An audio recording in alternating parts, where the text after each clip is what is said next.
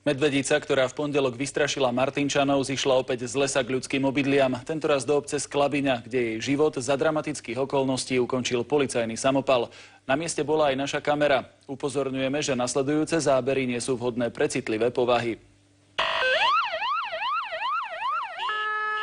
Potom, keď medvedicu previezli z Martina do Sklabinskej doliny, smerovala jej cesta opäť k ľuďom.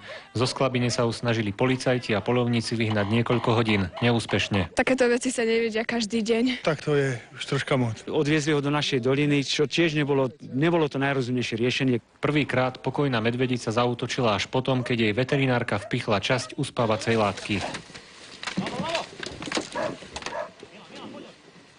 Po niekoľkých minútach sa jej snažil narkotika vpichnúť správca martinského útulku. V okamihu sa strhla dráma, ktorú končili policajné výstrely.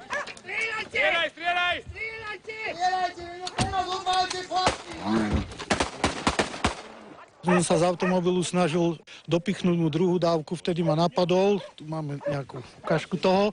Niekoľkodňová púť medvedice poukázala na legislatívne nedostatky. Zväzujú ruky ochranárom, ktorí môžu podobné situácie riešiť jednoduchšie ako úradníci na ministerstve životného prostredia. I v takýchto situáciách mal mať právo pracovník ochrany prírody rozhodnúť o tom, že či je ten medveď alebo to zviera ešte v stave vrátiť sa do prírody, a ak nie, mal by mať právo rozhodnúť o usmrtení. O premnožených medveďoch sa podľa ochranárov hovoriť nedá. Šelmy sa naučili k ľudským obydliam schádzať pre ľahšie dostupnú potravu, preto sú viac na očiach. Peter Vús, Slovenská televízia.